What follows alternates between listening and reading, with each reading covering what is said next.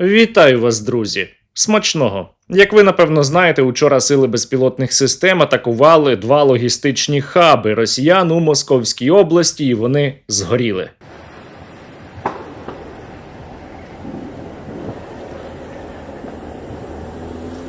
Тому сьогодні у випуску буде, як завжди, наша традиційна, але не набридаюча рубрика.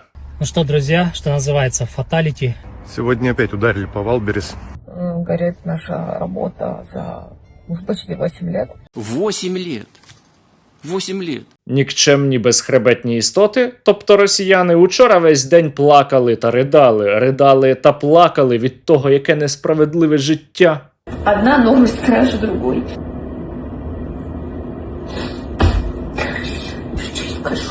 Проте я усе ще не розумію причин їхньої незадоволеності, адже для росіян, як відомо, найважливіше – це стабільність, і вони її отримали. Так звана Росія стабільно горить. Вот такая вот стабильность.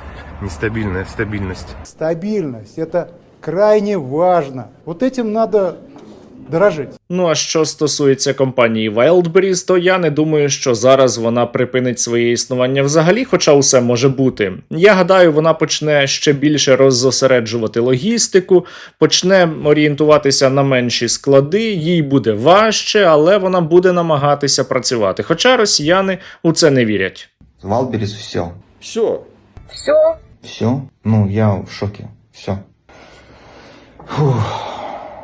Проте навіть у разі адаптації російські компанії, які допомагають російській армії, усе одно будуть страждати до тих пір, поки Російська Федерація не припинить війну проти України. І звичайні, прості росіяни могли би цьому посприяти, та вони обрали інший шлях. Что мы будем делать? Мы не будем ничего делать. Ну а я, дорогі друзі, закликаю вас бути відповідальними громадянами своєї країни. А ще рекомендую підписатися на мій канал і дослухатися до вимоги оцього козака із 7-го корпусу десантно-штурмових військ. Ти син козачий, чи нос слимачий? А ну всі скинулись на русаріз бігом.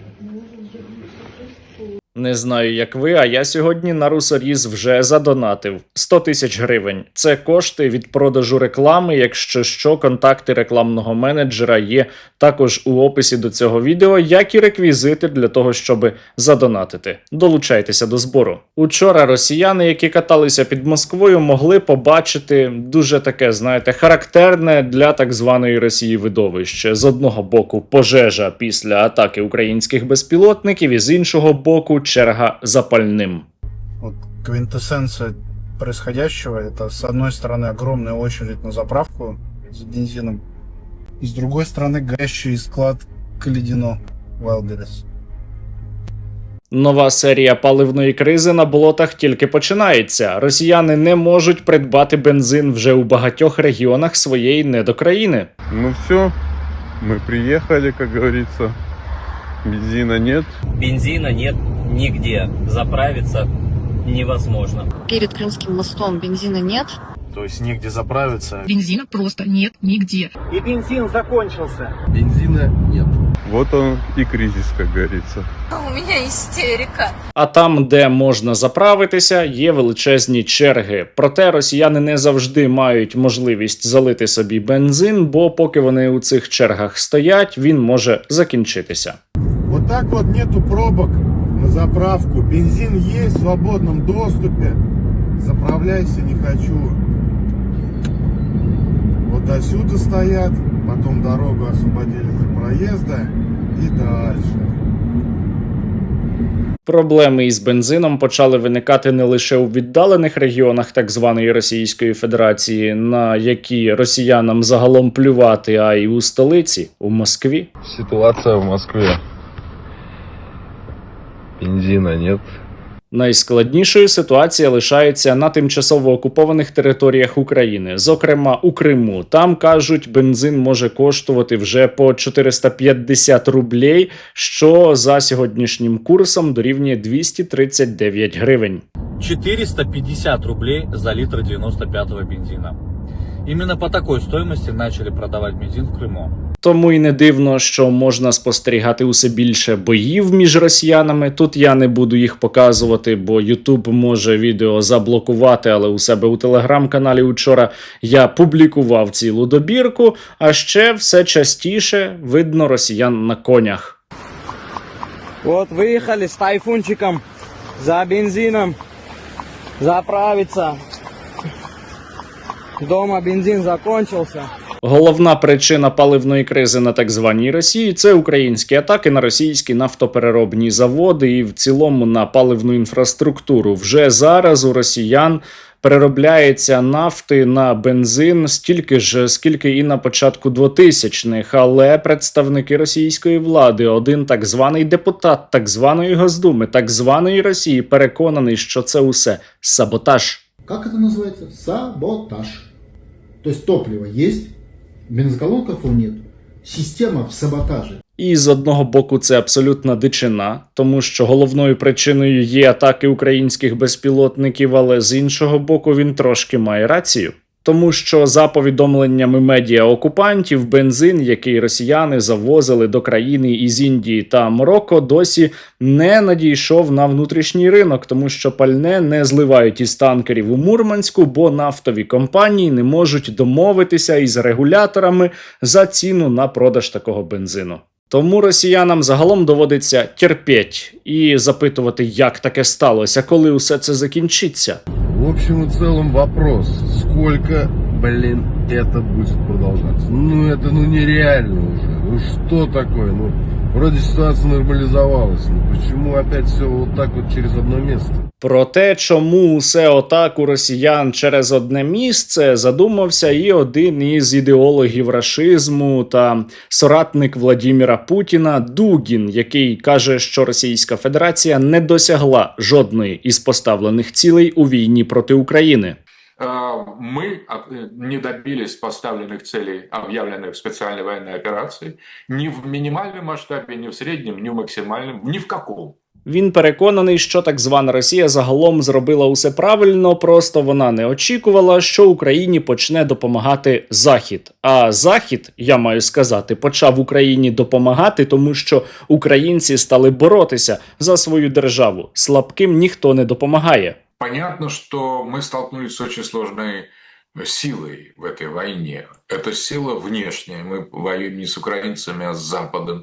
Просто были не готовы. Дугін змушений був визнати, що росіянам дуже важко, що Російська Федерація отримала виклики, яких вона не бачила за свою історію. То може в такому випадку все ж таки варто було би війну припинити? Звісно, ні. Дугін вважає, що треба й далі воювати проти України, а всі, хто виступають за припинення війни, вони агенти Запада. Люди, которые хотят закончить войну как можно скорее, говорят о мире или о окончании войны, это и есть люди Запада, по сути дела. Є на так званій Росії і ще один агент Запада, провідний економіст на прізвище Кліпач. Андрій Кліпач, головний економіст Державної корпорації розвитку так званої Росії ВБРФ, був змушений попрощатися зі своїм кріслом після того, як сказав правду про стан російської економіки. Нещодавно він заявив: у цій війні на виснаження ми не виграємо конкуренцію. У нас є ілюзія, що там усе впаде. Не впало і не впаде. У нас наростають витрати. Економіка витримає, але може виникнути соціальна криза, причому тоді, коли її ніхто особливо не очікує. Але ніхто не очікував, нагадаю, і лютневої революції. Я вірю, що Росія не розвалиться, але в тому, що ми прийдемо до соціальної кризи, я майже впевнений. І ще один агент Запада займає високу посаду на так званій Росії. Він заступник голови Сбербанка і каже, що росіяни зараз знімають готівку найбільше за останні 6 років. Что касается наличности, то да, мы видим, что месяц за месяцем идет большой отток. Причем в июле, вот на 27 июля, на последние данные, которые мы располагаем, уже больше 580 миллиардов за месяц только отток наличности. І через це у російських банків стає менше капіталу, вони відповідно не можуть купувати державні облігації та фінансувати російський бюджет, у якому діра стає усе більшою. Зараз, коли триває оця надзвичайно тяжка, проклята чортова війна, у нас є унікальний шанс добити так звану Російську Федерацію. Для цього нам потрібна армійська реформа. Для цього нам потрібно, щоб суспільство та влада, щоб усі були об'єднані і працювали на один результат – на перемогу. Проте у нас досі триває внутрішня криза, яка була спричинена невдалими кадровими рішеннями. І вчора був вже 32-й день, як люди вийшли на протести. Протестна хода відбулася у Києві, у Дніпрі, у Харкові, у Одесі, у Черкасах та у інших містах. Тисячі людей були на вулицях. 32-й день протестів на площі Франка.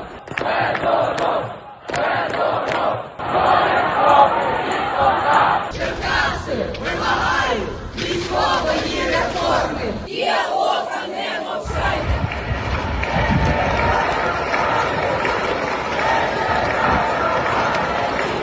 Корупція вбиває. Поверніть мене! Україно! Україно! Ініціатор протестної ходи у Києві Дмитро Козятинський, ветеран російсько-української війни, передав паперову петицію до Офісу президента, тому що зареєструвати електронну не давали.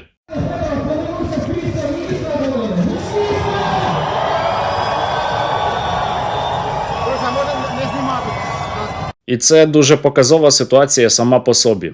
І досі немає нормальної комунікації між владою та людьми, які виходять на протести, а протестувальників підтримує більша частина населення України. Якщо цієї комунікації не буде і надалі, нічого хорошого не станеться. Тому що коли люди не спілкуються, це породжує лише конфлікти. А конфлікти зараз вигідні виключно росіянам. Та навіть попри усі наші внутрішні негаразди, ми все одно маємо робити усе можливе та неможливе для нашої перемоги. І маємо допомагати нашому війську, яке за минулу добу завдяки вам отримало іще 91 новий FPV. Екіпаж Панама батальйону безпілотних систем 1-ї ОБРТРО вчергове дякує спільноті Стерненка за регулярну підтримку нашого екіпажу. Цього разу ми отримали від вас цей чудовий носій ретранслятор і сам ретранслятор для роботи з радіодронами по прикордонню БРНР, а отже санітарна зона розширюватиметься ще активніше. Друзі, дякуємо за вашу регулярну підтримку та допомогу. Продовжуємо русоріз. Ми, бійці 105-го прикордонного загону, щиро дякуємо спільноті Стерненка за надані 20 дронів. Слава Україні! Героям слава! Нашому ворогу зараз дуже боляче, але все одно він не відмовляється від своїх загарбницьких планів по відношенню до України. Росіян можна зупинити лише силою та будучи об'єднаними. І я закликаю нашу владу до єдності із українським народом і прошу вас усіх робити все, що можете для того, щоб українське військо ставало сильнішим. Закликаю вас бути у війську або для війська та максимально допомагати силам безпеки та оборони України.